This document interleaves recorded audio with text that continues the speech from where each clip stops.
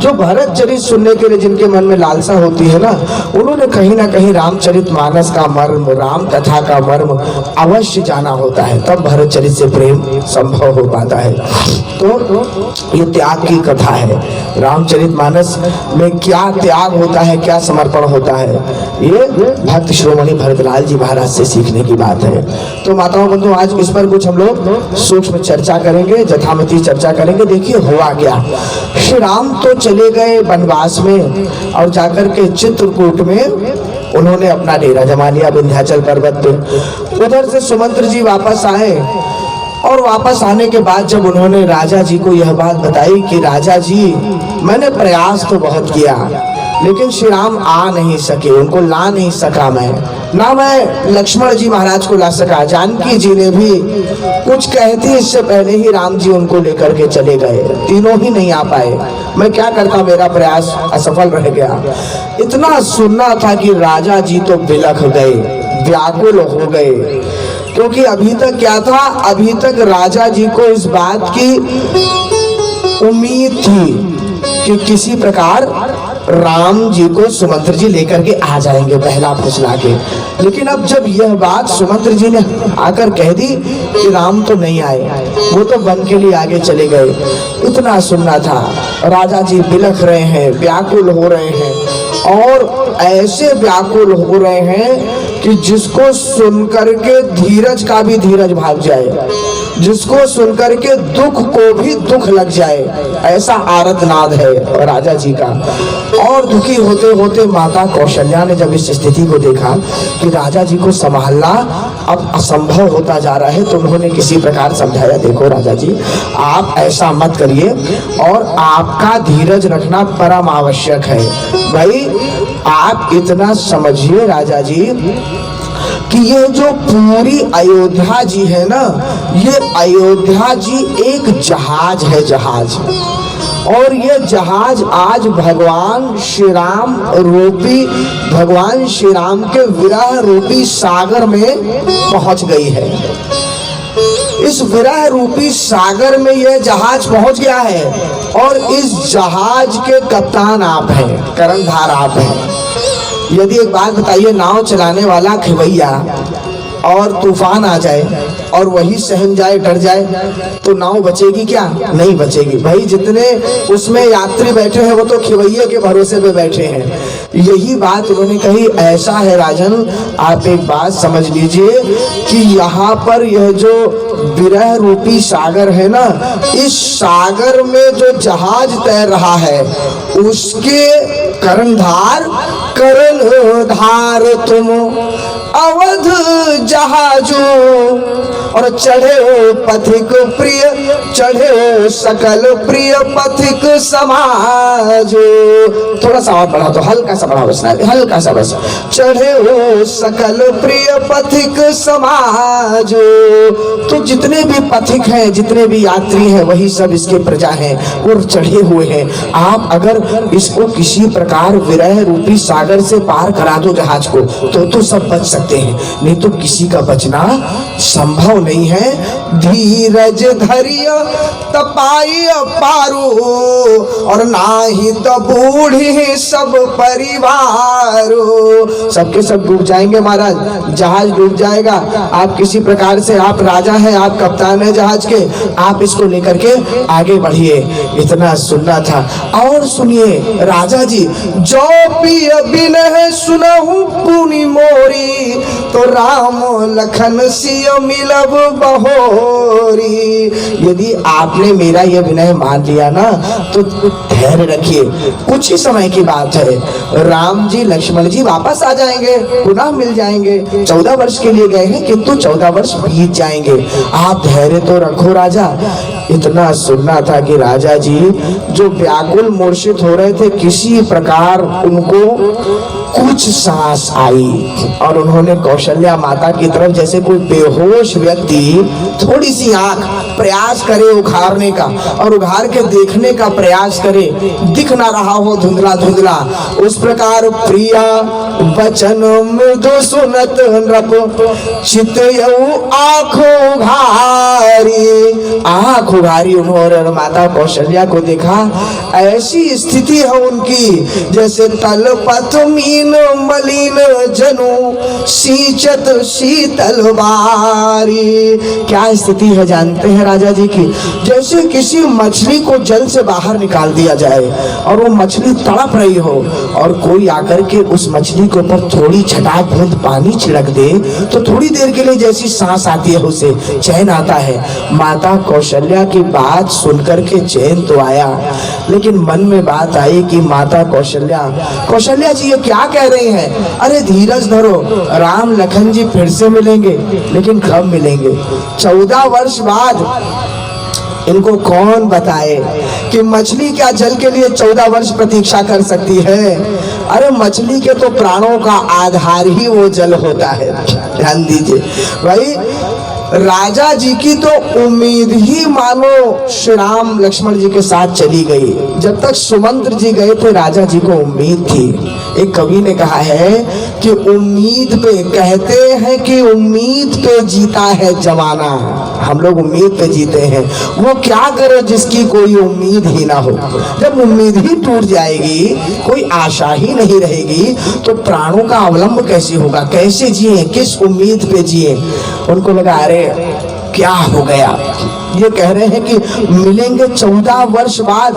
संभव ही नहीं है, संभव ही नहीं है, नहीं मिल सकते।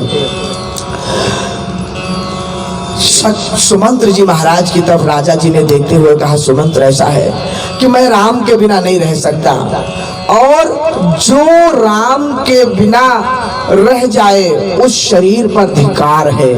सुमंत्र जी की तरफ राजा जी ने देखा, तब तक स्मरण आ गया श्रवण कुमार का श्राप। श्रवण कुमार के माता पिता ज्ञानवंती और शांतवन। ध्यान दीजिएगा, आप लोग कथा तो जानते हैं कि जब चक्रवर्ती सम्राट ने श्रवण कुमार जल भर रहे थे अपने प्यासे माता पिता को जल पिलाने के लिए, और उस सरोवर में जो गड़गड़ आवाज हुई तो राजा जी को लगा कि वह आवाज किसी सिंह की है और उन्होंने बाण मार दिया। शब्द भेदी बाण जब श्रवण कुमार को लग गया तो श्रवण कुमार ने जाते जाते राजा जी से कहा, राजन हमारे पिताजी को ये जल जाकर के पिला दो, माता पिताजी प्यासे हैं, अब हम तो नहीं बचेंगे, आप जाकर के जल पिला दो। अब राजा जी किसी प्रकार डरते हुए जब जल लेकर के पहुंचे तो माता पिता ने कहा, अरे श्रवण आप आ गए। राजा जी ने क्षमा मांगते हुए कहा कि आपके पुत्र तो नहीं आ सके, किंतु मैं ये जल लेके आया हूँ। माता पिता ने कहा, हमारा पुत्र कहाँ है? राजा जी ने पूरी घटना बताई और बताते हुए कहा कि देखिए, ऐसा भी हो सकता था कि मैं वहीं से भाग जाता, जल लेकर नहीं आता, लेकिन मुझे अपनी करनी का पश्चाताप है, इसलिए मैं आपके पास ये जल लेकर के आया हूँ। माता पिता ने कहा, राजन ये आपका भ्रम है। आप ये कह रहे हैं कि आप जल लेकर के यहाँ आ गए तो हम पे बहुत बड़ा उपकार कर दिया, बहुत बड़ा धर्म का पालन आपने कर दिया। यदि आप जल लेकर के यहाँ ना आते, हमें अपना समाचार ना सुनाते, तो आप जैसे ही अपने भवन की तरफ भागते, आपके मस्तक के टुकड़े टुकड़े स्वयं ही हो जाते। यह बात माता पिता ने राजा जी से कही और कहा, राजा जी देखिए, पिता ने उसी समय राजा जी को श्राप दिया कि राजा जी, जिस प्रकार हम पुत्र के वियोग में यहाँ प्राण त्याग रहे हैं, उसी प्रकार आप भी अपने पुत्र के वियोग में प्राण त्यागेंगे। आज राजा जी को वही कथा स्मरण आ गई। अरे अरे, श्राप कभी व्यर्थ नहीं जाता, किसी की हाय कभी व्यर्थ नहीं जाती। ध्यान दीजिएगा माताओं बच्चों, इसलिए प्रयास करिएगा कभी जीवन में किसी की हाय ना लें, किसी का श्राप ना लें। आज श्रापत तापस श्राप, तापस अंध श्राप सुधि आई, तो कौशल्य ही सब कथा सुनाई। आज तापस अंध साप सुध आई, कौशल्य ही सब कथा सुनाई। अरे कौशल्या जी, मुझे याद आ गया, आखिर क्यों मेरे ये प्राण जा रहे हैं। आज मेरा पुत्र भी चला गया है, तो सो तनु राख करब मैं कहा, जही न प्रेम पन मोर निभा। इस शरीर को रख करके अब मैं क्या करूं, जिसने मेरे प्रेम के प्रण को ना रखा हो। लोग क्या कहेंगे कि राम जी चले गए और राजा जी जीवित रह गए। राम जी को पुकारते हुए राजा जी कहते हैं कि हाँ रघुनंदन प्राण प्रीते, तुम बिन जियत बहुत दिन बीते। अरे आपके बिना कितना जीवन जी लिया मैंने, कितना समय जी लिया। हाँ जानकी लखन हा रघुबर, हाँ पितु हित चित चातक जलधर। आप लोगों के बिना मेरी तो स्थिति उसी चातक की तरह है जो स्वाति बूंद की नक्षत्र की केवल प्रतीक्षा करता रहता है। अब जब वो बादल ही चला गया तो मेरे प्राण रहने का अब कोई औचित्य नहीं बचा है। तो राम राम कही राम कही, राम राम कही राम, तनु परिहरि रघुबर बिरह, राव गयौ सुरधाम। राम राम राम राम राम राम करते हुए चक्रवर्ती सम्राट ने अपने प्राण त्याग दिए। माताओं बंधुओं देखिए, रही नृप की बिगड़ी है सबकी। अगर पूरी अयोध्या धाम में किसी ने अपना बनाया है तो चक्रवर्ती सम्राट ने अपना बना लिया। आज उन्होंने अपना जीवन भी बना लिया और मरण भी बना लिया। देखिए क्या सुंदर बात है। गोस्वामी तुलसीदास जी महाराज ने जब चक्रवर्ती सम्राट की वंदना की ना तो ये बड़ी विशेष बात कही। क्या कही जानते हैं? बंदो अवध भुआल, सत्य प्रेम जहि राम पद। मैं प्रणाम करता हूं चक्रवर्ती सम्राट को जिनके हृदय में राम जी के लिए सच्चा प्रेम था। इसका क्या अर्थ हुआ जी? क्या और बाकी लोगों का झूठा प्रेम था राम जी के लिए? क्या माता कौशल्या झूठा प्रेम करती थी? जानकी जी झूठा प्रेम करते थे? भरत जी झूठा प्रेम करते थे? जो कह रहे हैं सत्य प्रेम जय राम पद, ये कौन सी बात हुई जी? ध्यान दीजिएगा। गोस्वामी जी कहते हैं कि मैं नहीं जानता कि माता कौशल्या सच्चा करती थी कि झूठा करती थी। ना मैं ये आरोप लगा रहा हूँ किसी के ऊपर कि कौन सच्चा प्रेम करता था कौन झूठा प्रेम करता था।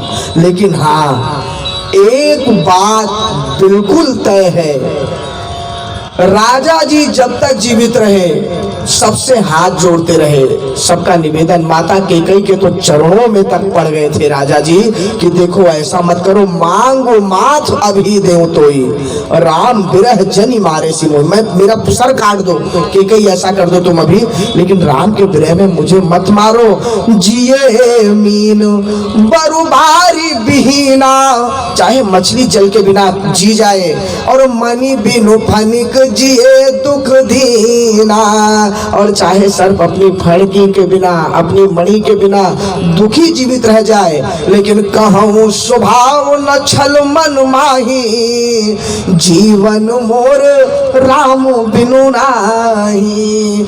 तो सबको क्या लग रहा था? माता कैकेयी को क्या लग रहा था? अरे ठीक है जी, बहुत देखे तुम्हारे जैसे झूठी झूठी बात करने वाले।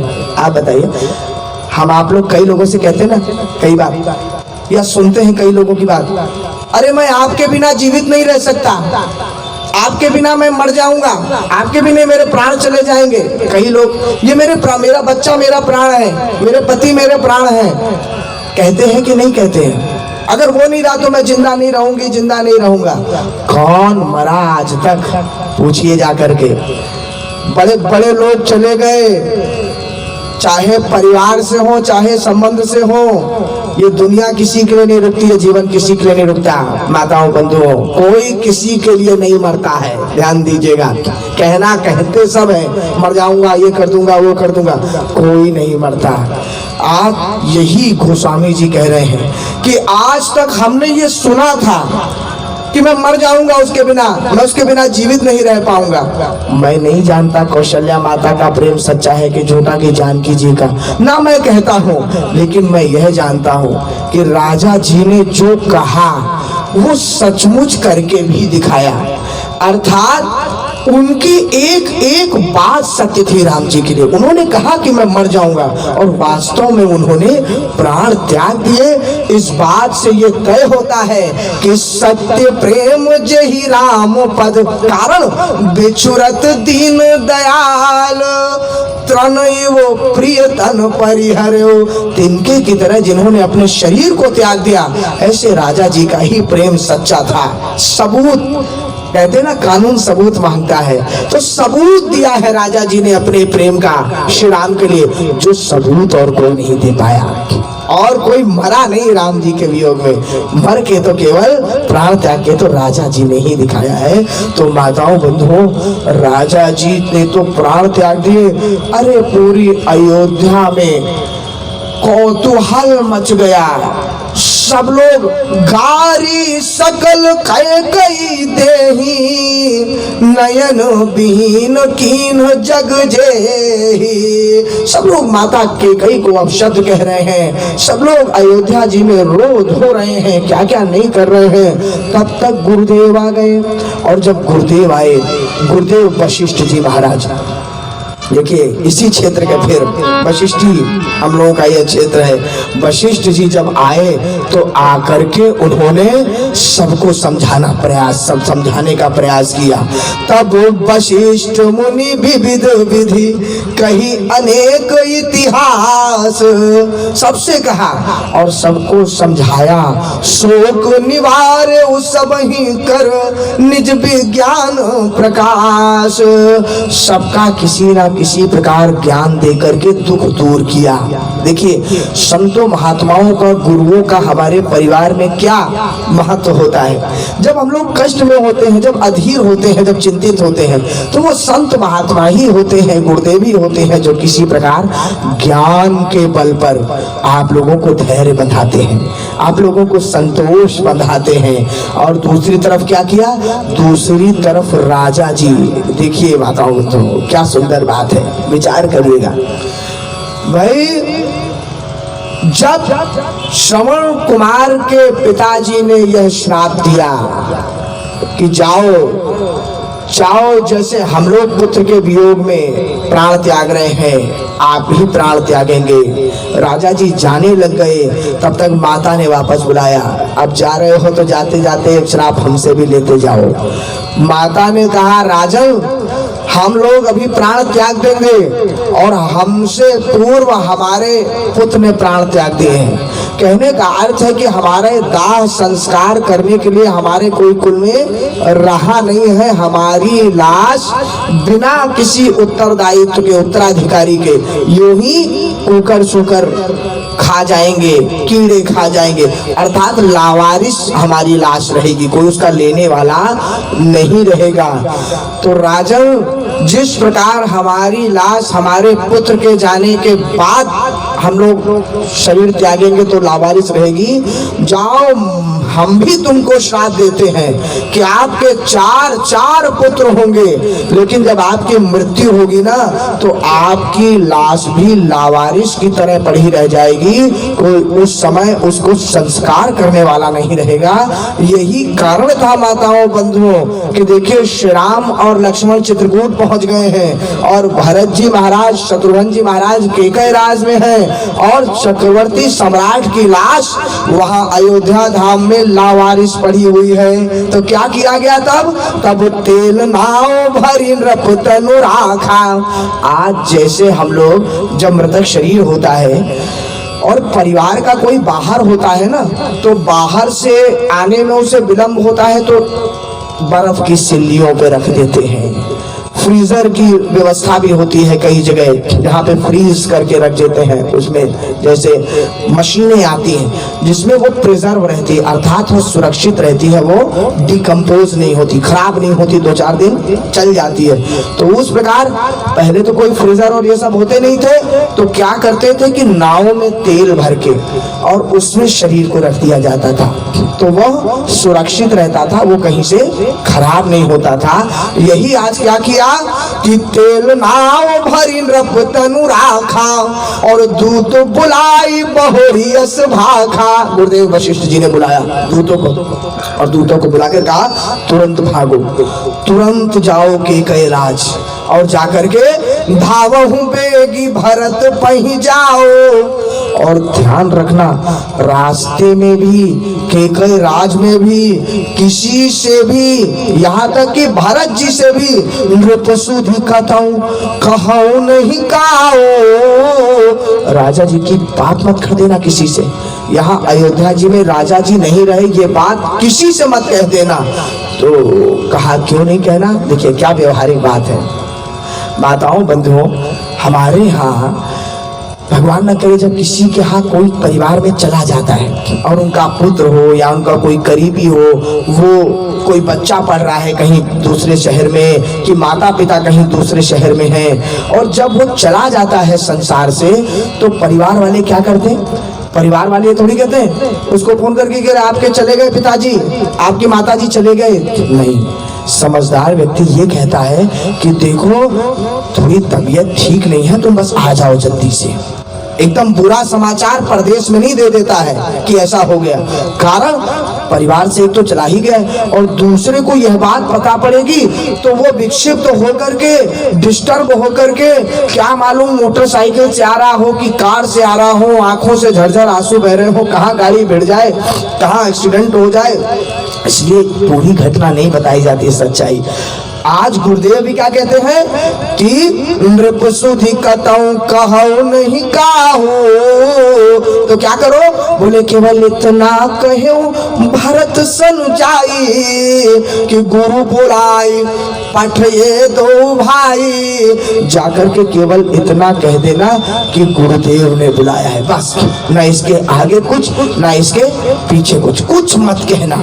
अब माताओं बंधुओं दौड़ पड़े, और दूध जब दौड़े तो सुनी मुनियाय सुधावन धाये, सुनी मुनियाय सुधावन धाये, और चले बेग बरबाजी लजाए। ऐसे दौड़े कि आज हवा भी शर्मिंदा हो जाए, ऐसे दौड़े घोड़े, और दौड़ते हुए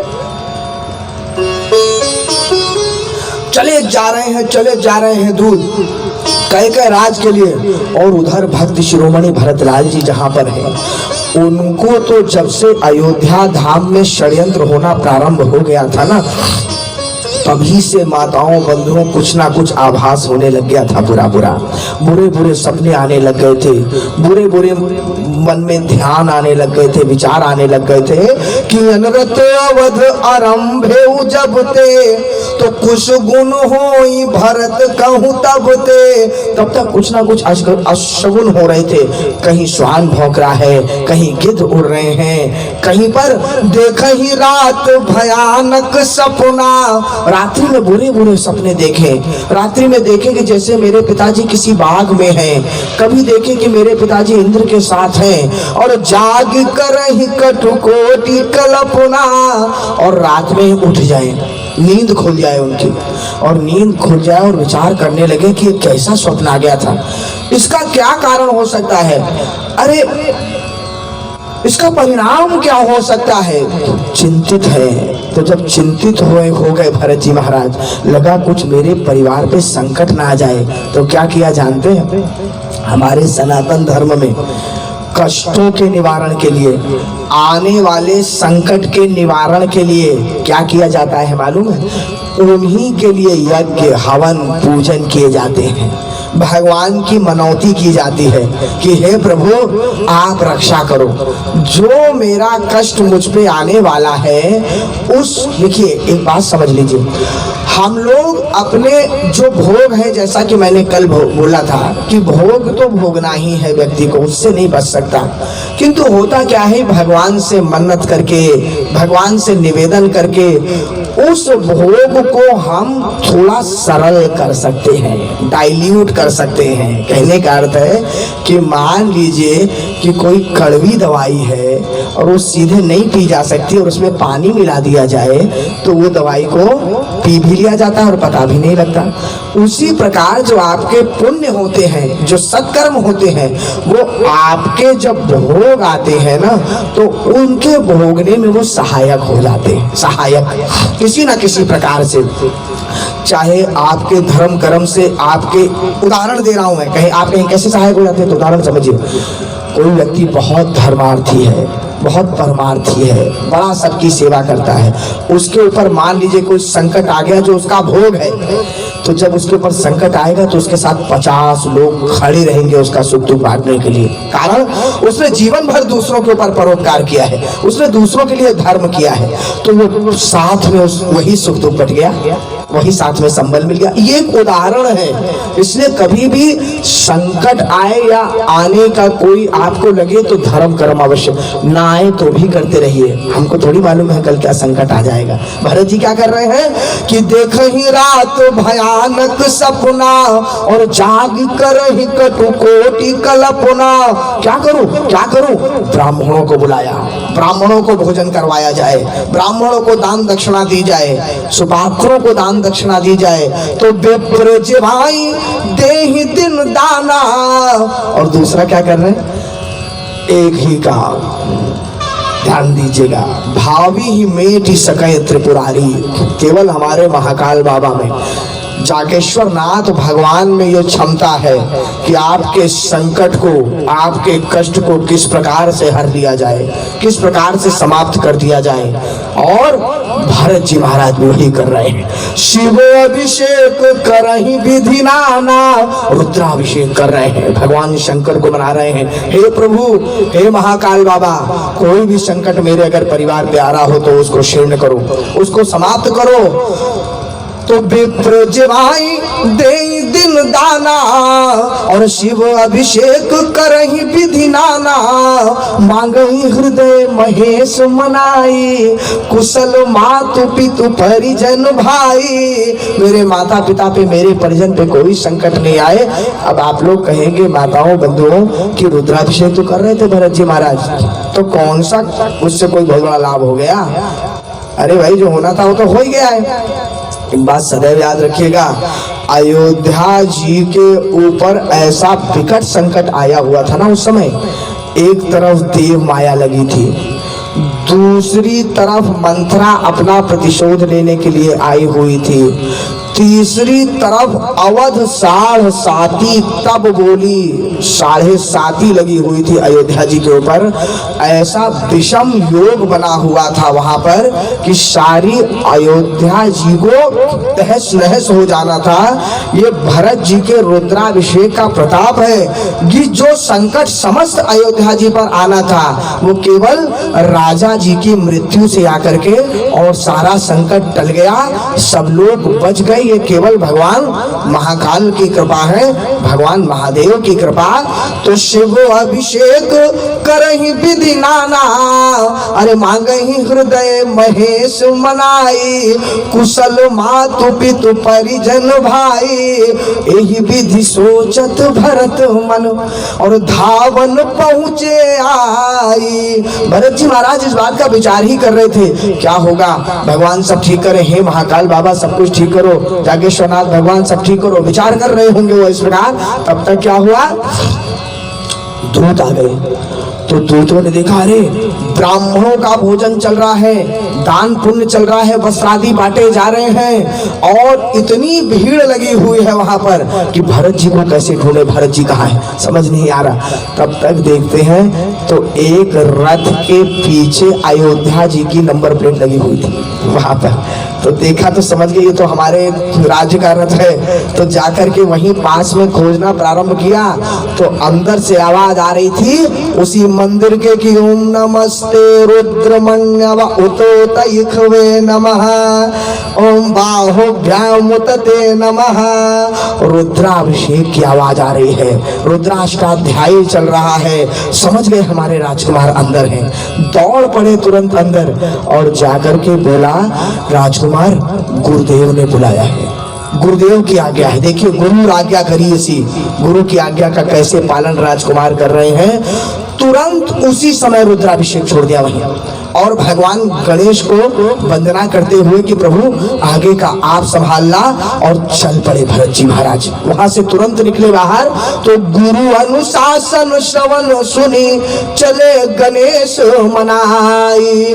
गणपति भगवान को प्रणाम किया और आगे निकल गए। अब माताओं बंधुओं जैसे ही रथ पे आए ना, तो रथ पे आकर के क्या देखते, अरे भैया सारथी तो गायब था, गाड़ी वाला कोई, वो जो रथ था वो था ही नहीं वहां पे चलाने वाला रथ। कारण ये था कि भाई सारथी को लगा कि हमारे राजकुमार रुद्राभिषेक कर रहे हैं, तो रुद्राभिषेक करने में तो कुछ तो समय लगता है, 2-4 घंटा लगता है कि नहीं लगता है। अगर कोई रुद्राभिषेक करने बैठ गया तो मान लीजिए उदाहरण के तौर पे कोई गाड़ी से आए यहाँ पे बाबा जागेश्वरनाथ जी के यहाँ और आए और जो मालिक हो वो स्वामी अंदर रुद्राभिषेक करने लग जाए, तो जो ड्राइवर होगा वो ये समझ जाएगा कि 2 घंटे का तो उनको अंदर हो गया, फिक्स हो गया मामला। तो क्या करेगा, तब तक कहीं चाय पियाएगा, कहीं घूमने चला जाएगा, कहीं कुछ करने चला जाएगा। तो वही हो गया। उसको ये थोड़ी मालूम था कि दूत बीच में आ जाएंगे और बीच में आकर के उठवा देंगे रुद्राभिषेक से, तो आधे रुद्राभिषेक से हमारे स्वामी उड़ जाएंगे। तो वो क्या हुआ कि वो तो इधर उधर चला गया। और माताओं बंधुओं भरत जी महाराज बाहर निकले तो उन्होंने देखा अरे सारथी नहीं है, तो सारथी की प्रतीक्षा नहीं की। देखिए गुरु जी की आज्ञा है, तुरंत चलना है, रुके नहीं, तुरंत रथ की लगाम को अपने हाथों में ले लिया। मैं कई बार कहता हूँ कि यदि आपके पास 4 पहिया वाहन हो तो आपको उसे चलाना भी आना चाहिए, तब तो उसकी सार्थकता है। वरना यदि सारथी के भरोसे पे आप 4 पहिया वाहन रखे हैं तो कई बार ऐसी स्थिति आ जाएगी कि आपको कहीं आवश्यक रूप से भी जाना है और गाड़ी भी रखी है लेकिन किसी काम की नहीं है वो ना। तो इसलिए सदैव अगर कोई है गाड़ी वाला तो गाड़ी चलाना भी उसे आए, वरना ऐसी स्थिति नहीं। जैसी देखिए भरत जी क्या कर रहे हैं, भरत जी ने बिल्कुल भी प्रतीक्षा नहीं की सारथी की, और क्या किया, लगाम पकड़ ली। चक्रवर्ती सम्राट के राजकुमार ने चले समीर बेग है हाके, ले लिया तुरंत रथ की लगाम अपने हाथ में, और नांगत सरित सैल भन के ऐसे चले जा रहे हैं रथ से। बड़ी बड़ी सरताएं, बड़े बड़े नाले, बड़े बड़े सर लांघते हुए चले जा रहे हैं। और मन में यही विचार आ रहा है, हृदय सोच बड़ क्यों बुलाया है गुरुदेव ने, एकदम से क्यों बुला लिया, क्या कारण होगा। हृदय सोच बड़ कछुना सुहाई, और अस जा नहीं जिए जाऊं उड़ाई। अब ऐसा लग रहा था उड़ के पहुंच जाऊं अयोध्या जी। अभी क्या हुआ है कुछ पता तो पड़े। एक निमेष बरस समझाई, एक एक क्षण बरस बरस के समान भरत जी महाराज को लग रहा है। यही विधि भरत नगर नियर आई। इस प्रकार चलते हुए रथ चलाते हुए भरत जी महाराज जैसे ही अयोध्या धाम के पास आए ना, तो देखते क्या है कि अयोध्या धाम की हवाएं ही पलट चुकी हैं। अयोध्या जी की हवाओं में ही कुछ ना कुछ, जिसे हम लोग कहते हैं नेगेटिविटी, माने अच्छा नहीं लग रहा था वहां कुछ भी भरत जी को। कुछ गुण होई नगर पैठारा, और रटही को भांति कुखेत करारा। सब उल्टा हो रहा था। क्या? खर सियार बोलहि प्रतिकूला। अरे अर्थात खर माने होता है गधा और सियार तो सियार है, तो सियार बोलता है जंगल में और गधा बोलता है शहर में।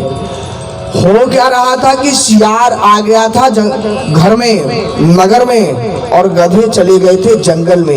ये उदाहरण है, जब प्रकृति के विपरीत कार्य होने लग जाए तो समझ जाइएगा कि कुछ ना कुछ बुरा होने वाला है। जिमी अकाल के कुसुम भवानी, ये वही उदाहरण है। जैसे मान लीजिए जब वर्षा का समय ना हो और तब वर्षा हो जाए तो वो बुरा ही होगा ना, वो अच्छा तो नहीं होगा। जैसे अभी हो गई कुछ समय पहले वर्षा, तो धान को नुकसान हुआ कि नहीं हुआ? तो माताओं बंधुओं, कहने का अर्थ है उल्टा हो रहा है। श्रीहत सर सरिता बन बागा, नगर अभिषेक भयावन लागा।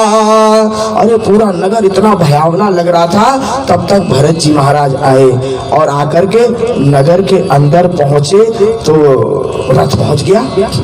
आज अयोध्या जी का सारा दृश्य ही अलग है। कैसे? जब पहले भरत लाल जी आया करते थे तो अयोध्या धाम के दरवाजे पे फूलों से दरवाजा सजा दिया करते थे लोग, नगरवासी। श्री राम कुछ विशेष व्यवस्था रखते थे, मेरा भाई भरत आ रहा है। अरे वहां से पुष्प वर्षा होते हुए अंदर लाया जाता था। प्रजावासी प्रतीक्षा करते थे, राजकुमार कब आएंगे, कितनी देर में आएंगे, कब पहुंच गए, क्या हो गया। लेकिन आज देखा तो सारी सड़कें सूनी पड़ी हुई हैं, कहीं कोई पुष्प वर्षा नहीं है, पुष्प नहीं लगे।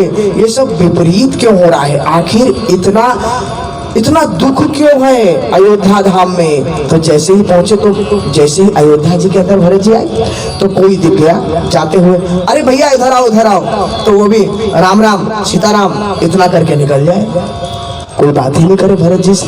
पहले तो दौड़ जाते थे भरत जी का चरण छूने के लिए, प्रसन्नता से साथ में जाते थे राजमहल में। आज कोई बात ही नहीं कर रहा है। तुर जन मिलहि न कहीं कछु, कुछ कही नहीं रहे, कोई बात नहीं कर रहे। कारण गवही जुहार ही जाई, केवल राम जुहार करके वो अपना निकल ले रहे हैं पतली गली से। कारण देखिए, इसको भी आप समझिए, ये समाज का दर्शन है एक अपने आप में। इसको और सरलतम उदाहरण से समझाऊं तो जैसे प्रधानी के जब चुनाव होते हैं तो प्रधानी के चुनाव में आप एक बात अनुभव करेंगे। और एक बात और बता दूं, प्रधान का चुनाव और प्रधानमंत्री का चुनाव दोनों एक बराबर की कठिनाई के होते हैं। मतलब प्रधान का चुनाव भी आसान नहीं होता प्रधान बनना। क्यों मैं ये उदाहरण बता रहा हूँ? बताता हूँ। विधायक का सरल है, सांसद का तो और भी सरल है, लेकिन प्रधानी का कठिन है। क्या उदाहरण है? उदाहरण यह है कि देखिए, एक छोटे से गांव में प्रधानी का चुनाव होता है और उसी गांव में एक और भी प्रधान खड़ा होता है कि नहीं होता?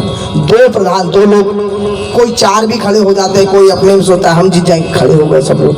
तो जब खड़े होते हैं तो माताओं बंधुओं, उसमें क्या होता है कि जैसे मान लीजिए 1 महीने बाद चुनाव होना है, तो छोटा सा गांव है, सबको जानते हैं, सबका सबसे व्यवहार है ही, चाहे ये प्रधान खड़े हो चाहे वो प्रधान खड़े हो, चाहे वो, परिचय तो सबसे रहता है। तो कोई गांव वाले से पूछे, मान लो कि क्या लगता है कौन जीतेगा इस बार प्रधानी में, कोई गांव वाला ढंग से बताता नहीं है उस समय कि इनका दम भर रहे हैं कि उनका दम भर रहे हैं। जब तक उन प्रधान का या तो बिल्कुल खास परिवार का हो तभी बोलेगा, वरना उसके अलावा या तो ये कहेगा कि भैया कुछ कहा नहीं जा सकता, देखो सब जैसा भगवान चाहे जो हो जाए।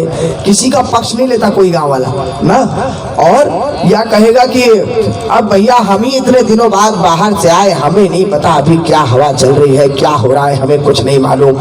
यूं करके बात को टाल देगा, किसी का पक्ष नहीं लेगा। एक कारण वही बात है कि भैया जरा सा गाँव है, इनका पक्ष ले दे मान लो, बाद में पता लगा वो जीत जाए दूसरे वाले तो सब कहें कि उनका आदमी था और ये देखो अब इसका ध्यान रखना, आप ये अपने वाली पार्टी का नहीं है, इनके लोग हार गए, तो उसका सब मामला गड़बड़ हो जाए। तो यही जो मानसिकता है ना, ये जो वही आज आधे पूर्ववासियों में है अयोध्या जी के। कैसे? अयोध्या धाम वाले सोच रहे हैं भैया भरत जी आ गए, अभी हम उनसे कहें कि अरे अरे राम जी चले गए, वनवास चले गए, बहुत बहुत शुभकामनाएं, राजा बनने की बड़ी शुभकामनाएं और बहुत आपको बधाई हो, ऐसे करके पहुंच जाए। और भरत जी राम जी के परम भक्त हो, मान लो उनका इसमें कोई हाथ नहीं हो, तो कहे वाह बेटा, तुमने हमारे भैया को, हमारे भैया जंगल चले गए और तुम उसकी मिठाई बांट रहे हो, तुम बड़े प्रसन्न हो। तो पता लगा उनको जेल के अंदर कर दे, जबरदस्ती दंडित कर दे, ये भी नहीं कर सकते। और अगर ये कहें कि भैया ये तो बड़ा बुरा हुआ, राम जी चले गए, वनवास चले गए, हम लोग बड़े दुखी हैं, आपसे क्या बात करें। और क्या मालूम भरत जी महाराज माता कैकेयी के साथ मिले हुए हों। तो वो बोले वाह बेटा, हम राजा बन रहे हैं तो तुमको इस बात की प्रसन्नता नहीं है, और तुम राम जी के रहने के लिए बड़ा चिंतित हो रहे हो। हम अब राजा बनेंगे तब तुमको हम बताते हैं। तो भी उनको पता लगा जेल में बंद कर दें। तो दोनों तरफ से जो पूर्ववासी हैं उनके लिए संकट वाली बात हो जाएगी कि नहीं हो जाएगी। तो क्या कर रहे हैं, बोले भी क्या, अच्छा दूसरा क्या, दूसरा एक मुख्य कारण, पुरजन का मिलहि न कहीं कछु, अरे गवही जुहार ही जाई, प्रणाम करते हुए निकल जाते हैं। और भरत कुशल पूछी न सकहीं, भरत जी से बात भी नहीं कर पा रहे हैं, कुशलता भी नहीं पूछ पा रहे हैं, क्योंकि भय विषाद मन माही। भय की चर्चा तो मैंने कर दी कि भय यही है कि अगर इनका पक्ष ले लिया और वो उधर के हुए तो चिंता, उनका पक्ष ले लिया इधर के हुए तो चिंता। और विषाद है साथ में, विषाद तो बनावटी नहीं है, व्यवहार बनावटी हो सकता है, व्यवहार में चले गए जोहार करके, लेकिन मन में तो राम जी के लिए जो अत्यंत पीड़ा अयोध्या वासियों के मन में है, उस रोते हुए चेहरे को लेके कैसे भरत जी महाराज के सामने चले जाए, क्या कह दें भाई। वो तो पूर्ववासी है, उनको तो पूरा भी यह भी नहीं निश्चित है कि भरत जी के द्वारा हुआ है कि नहीं हुआ। उनको तो केवल इस बात का दुख है कि हमारे राम जी चले गए, बस, चाहे किसी भी कारण गए हुए हो। तो वो क्या मुंह लेकर के मिले भरत जी से, इसलिए भय विषाद मन माही। अब भरत जी महाराज देख रहे हैं सारी अयोध्या धाम में हाट बाट नहीं जाई निहारी, जनपुर दह दिस लागी दवारी, मानो आग लगी हुई हो पूरी अयोध्या धाम में। इस प्रकार से सब दहक रहे हैं विरह अग्नि में, राम जी के वियोग में सब लोग जल रहे हैं। और तब तक माता कैकेयी को पता पड़ गया, भरत जी आ गए, अरे मेरा बेटा आ गया, मेरा राजकुमार आ गया जो राजा बनने वाला है। आरती सजाई, आरती सजाओ, स्वागत करो भावी राजा के। तो आवत सुत सुनि खय खय नंदनी, और हर्षी जल रूह रवि कुल चंदनी, सजी आरती मुदित उठी धाई। दौड़ के आरती सजा के माता कैकेयी गई और द्वार ही भेटी भवन लई आई, भरत दुखित परिवार निहारा। आज माता कैकेयी अकेले आरती करने आई है। अरे आज तक तो कभी माता कैकेयी ने मेरी आरती नहीं की। माता कैकेयी तो राम जी की आरती करती घूमती थी, मेरी आरती मुझे तो फिर माता कौशल्या करती थी। माता कौशल्या तो कहीं दिखी नहीं रही है, ये माता कैकेयी क्यों आई है अकेले और इतनी प्रसन्न है। और जैसे ही भरत जी अंदर जाकर के देखते हैं तो कोई खंभे के पीछे छुपा हुआ अपना आंचल दबा के कोई दासी रो रही है, कोई सेवक अपनी आंखों के आंसू रोक रहा है।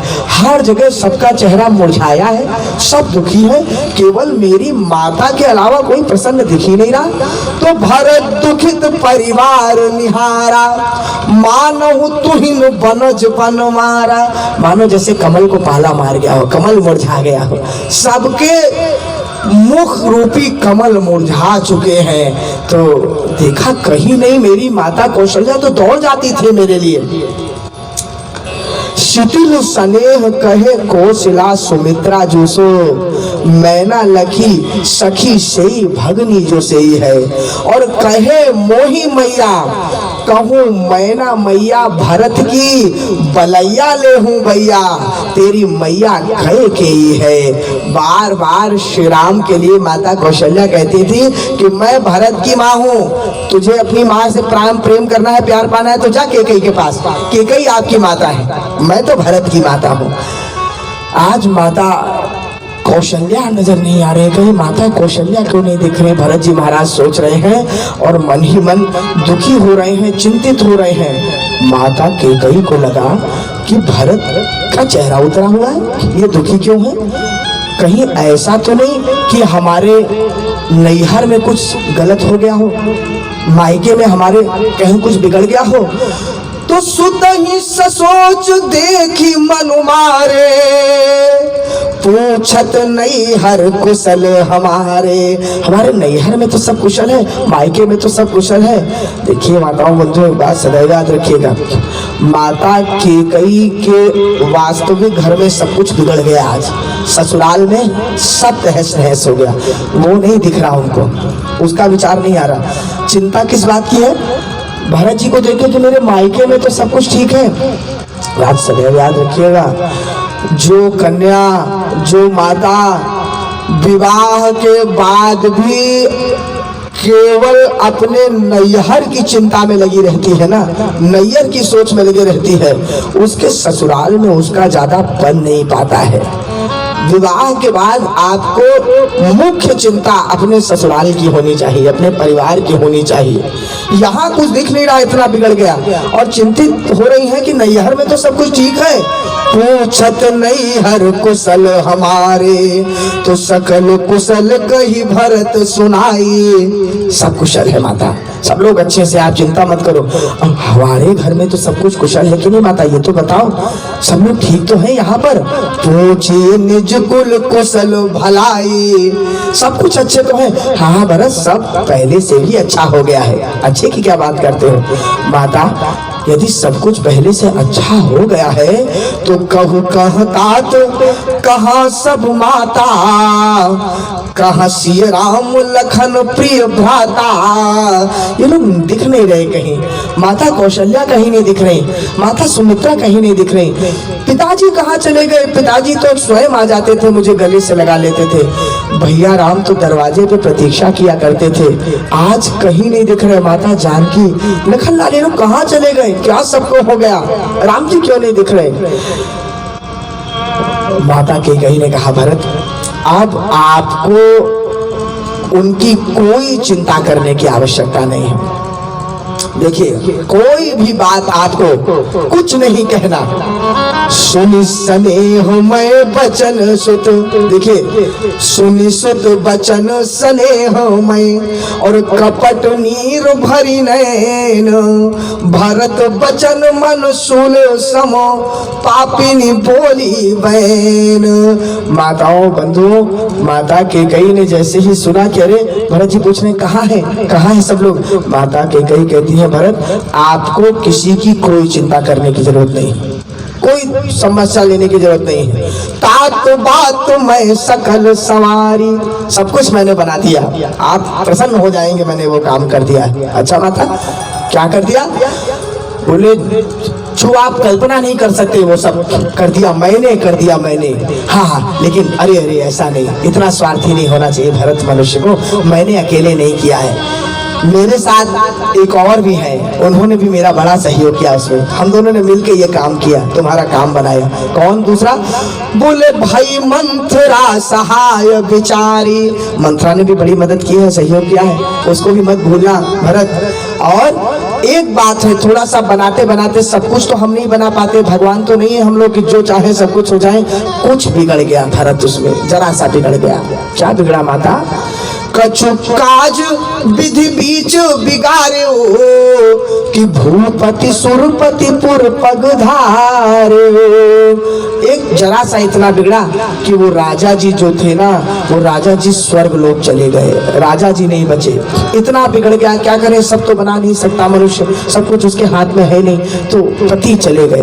ध्यान दीजिए माताओं बंधुओं, माता कैकेयी के लिए पुत्र को राजपाट मिल गया, सो सब बन गया, और पतिदेव चले गए, सुहाग उचड़ गया। तो क्या कह रहे हैं कि थोड़ा सा बिगड़ा, ये कुछ कछु काज विधि बीच बिगड़ा, कछु काज बिगड़ा जरा सा। एक सौभाग्यवती स्त्री के लिए उनके सुहाग से बढ़कर कुछ हो सकता है क्या? लेकिन आज माता कैकेयी की बुद्धि कितनी भ्रमित है। देखिए, अभी तो उनके ऊपर सरस्वती माता बैठी है, वो चर्चा हम लोग करेंगे कि आज अपने पतिदेव का जाना उनको कुछ बिगड़ा हुआ लग रहा है, और सब कुछ बनना लग रहा है अपने बेटे को राजपाट मिल जाना, नंबर एक। और दूसरी बात क्या कह रही है कि तात बात मैं सकल सवारी, मैंने सब कुछ मैंने बना दिया भरत, इस दुनिया में ऐसा कुछ नहीं है, देखो मैंने सब बना दिया। मैं कितनी सामर्थ्यवान हूं कि मैंने सब बना दिया। और बनाते बनाते में कुछ बिगड़ गया तो किसने बिगाड़ा? भगवान ने बिगाड़ दिया। कछु काज विधि बीच बिगाड़ो, यही हमारा आपका स्वभाव। जानते जो किया सो मैंने किया, मैंने ये बना दिया, मैंने वो बना दिया, मैंने वो कर दिया। और जो कुछ बिगड़ा तो बोले अरे भगवान को मंजूर नहीं था और भगवान ने वो बिगाड़ दिया। बनाया सो मैंने और बिगाड़ा सो भगवान ने। वाह! या तो बनाया भी आपने, बिगाड़ा भी आपने, और या फिर बनाया भी भगवान ने तो बिगाड़ा भी भगवान ने। एक बात चलती है, अपनी परिभाषा अपने अनुसार आप नहीं बना सकते कि जो अच्छा किया सो मैंने किया और जो बुरा हुआ वो भगवान की मर्जी थी, भगवान ने वो बुरा कर दिया। लेकिन मनुष्य की यही प्रवृत्ति है। आज माता कैकेयी क्या करी? मैंने सब बना दिया, लेकिन जो बिगड़ा वो थोड़ा सा बिगड़ा। किसने? भगवान ने बिगाड़ दिया कि भूपति सुरपति पुर पगधार्यो तो सुनत भरत भय विवश विषादा और जनु सह में उकर के हरिनादा। जैसे सिंह चिंघाड़ जाए तो हाथी की स्थिति होती है, वैसे सहम गए भरत जी सुनते कि क्या पिताजी नहीं रहे, पिताजी चले गए इस संसार से। तात तात हा तात पुकारी परे भूमि तल व्याकुल भारी। मूर्छित हो गए भरत जी महाराज। अरे पिताजी, पिताजी आप चले गए, पिताजी ऐसे कैसे चले गए पिताजी? चलत न देखन पायूं तो ही, आपको जाते जाते मैं एक बार अंतिम दर्शन भी नहीं कर पाया पिताजी। अरे मैं केके राज चला गया और आप यहाँ संसार को त्याग करके चले गए पिताजी। और पिताजी यदि जाना ही था तो पिताजी मेरा देखभाल कौन करेगा, मुझे कौन संभालेगा? कम से कम भैया राम को मुझे सौंप के तो जाते। भैया राम भी कहीं नहीं दिख रहे, वो क्यों नहीं आए मुझे धीर बंधाने के लिए? भैया को जवाब दे के तो जाते कि मेरा ध्यान रखें। चलत न देखन पायूं तो ही तात न राम ही सौंपे मोही। भैया राम कहाँ है, क्यों नहीं दिख रहे, उनको क्यों नहीं सौंपा? इतना सुनना था कि माता की कई और आगे की बात बोलती है, कहती है भरत आगे की बात तो सुनो। राम जी को क्यों नहीं सौंपा उन्होंने? क्यों? बोले इसलिए नहीं सौंपा क्योंकि आदि होते सब आपनी करनी, कुटिल कठोर मुदित मन वरनी। बड़ी प्रसन्नता से समझाया। यही तो सुनाने के लिए तुम्हें इतनी देर से रुके हो भरत कि राम जी क्यों नहीं यहाँ पे हैं। बोले क्या किसे गए? बोले इसलिए नहीं रहे राम यहाँ पे भरत जी क्योंकि पुत्र सुनो सब कारण यह, दो बार मांगे भूपति पाही। दो बार मैंने मांगे थे अपने राजा जी से। क्या दो बार थे? बोले एक से राज तुम्हें ललना और एक से राम बसे बन जाही। एक से राम जी को वनवास मांगा और एक से आपको राज मांगा। ये दो काम किया तो क्या हुआ कि इसी कारण से राम जी जैसे ही वनवास चले गए ना तो माताओं बंधुओं वर्ष चतुर्दश के रथ राम चढ़े गए बन लिए लखन काही। लक्ष्मण जी को सीता जी को लेकर के 14 वर्ष के लिए रथ पे चढ़ के श्री राम तो चले गए और राम के प्रेम में प्राण तज्यो नृप पुत्र यह सब कारण याही। और राम जी के प्रेम में राजा जी ने प्राण त्याग दिए। तो भरत जी केवल ध्यान से सुन रहे हैं कि हुआ क्या है। देखिए भरत जी रो रहे थे, विलाप कर रहे थे, पिताजी पिताजी कहाँ चले गए, राम जी कहाँ चले गए। अब माता कैकेयी ने क्या बताया मालूम है? उन्होंने बताया भरत पिताजी इसलिए स्वर्गवास पिताजी का हो गया क्योंकि राम जी वनवास चले गए। ध्यान दीजिएगा। अच्छा माता, राम जी वनवास क्यों चले गए? बेटा राम जी वनवास इसलिए चले गए क्योंकि मैंने राम जी के वनवास का वरदान मांगा था। आपने क्यों मांगा था राम जी के वनवास का वरदान माता? मैंने इसलिए वरदान मांगा था क्योंकि जब तक वो वनवास न जाते तो तुम्हारा राज्य अभिषेक कैसे होता बेटा? तुम्हारे राज्य अभिषेक के लिए मैंने राम का वनवास मांगा था और इसी राम जी के वनवास के कारण ही तो पिताजी स्वर्गवास चले गए, स्वर्गवास हो गया उनका। भरत जी को समझ में आया क्या, मैं इतनी देर से रो रहा हूँ, धो रहा हूँ, व्याकुल हो रहा हूँ और इस सब प्रपंच के पीछे का कारण मैं ही हूँ। अगर देखा जाए तो मेरे राज्य अभिषेक के लिए जो परपाटी रची गई उसका ये सब परिणाम हुआ है जो हुआ है, पिताजी का स्वर्गवास और राम जी का वनवास। रोना धोना भूल गए भरत जी और मौन हो गए, बिल्कुल स्तब्ध हो गए कि क्या हो गया, क्या कर दिया मेरी माता ने। भरत ही बिसरे पितु मरण, भूल गए पिताजी का दुख। कारण जब एक दुख से बड़ा दुख हमारे सिर पे आ जाता है ना कई बार, तो ये नहीं होता कि पुराने दुख का कोई कष्ट कम हो जाए, लेकिन उससे बड़ा दुख कुछ समय के लिए पुराने दुख को विस्मृत कर देता है। यहाँ राम जी का वन गमन बड़ा दुख नहीं है, उससे बड़ा दुख आगे कहेंगे गोस्वामी जी। भरत ही बिसरे पितु मरण, सुनत राम बन गौन। राम जी का वनवास सुना, यहाँ तक तो ठीक था, लेकिन पिताजी का मरण और राम जी के वनवास का कारण कौन है? बोले हे तो अपन पहुंचानी जी। क्या इससे बड़ा दुख कोई हो सकता है? एक बात बताइए, इस संसार से कोई चला जाए बहुत कष्ट होता है, लेकिन जो संसार से चला जाए वो आपके कारण चला जाए, भगवान ना करे, तो क्या इस बोझ को आप सह सकते हैं? वो कितना बड़ा कष्ट होगा। तो मेरे कारण हुआ ये सब, मैं इन सब का कारण हूँ। अरे इससे बड़ा तो भरत जी को कुछ समझ नहीं आ रहा। हे तो अपन पहुंचानी जिया, थकित रहे धरि मौन। मौन हो गए, बिल्कुल कुछ कह नहीं पा रहे हैं भरत जी। तो जैसे ही भरत जी मौन हो गए, देखिए मौन ना वाणी चुप कब होती है जानते हैं?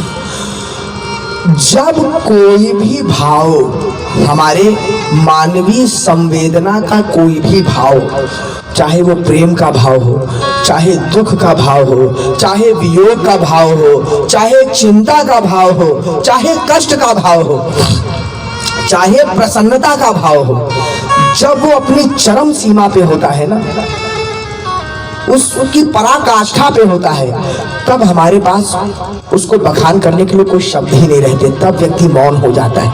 आपने सुना होगा ना, कई लोग कहते हैं अरे इतनी प्रसन्नता हो रही है कि आज मेरे पास शब्द ही नहीं है कहने के लिए।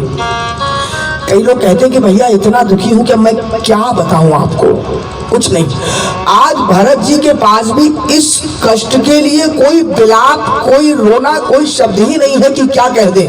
इस कारण का मौन होके केवल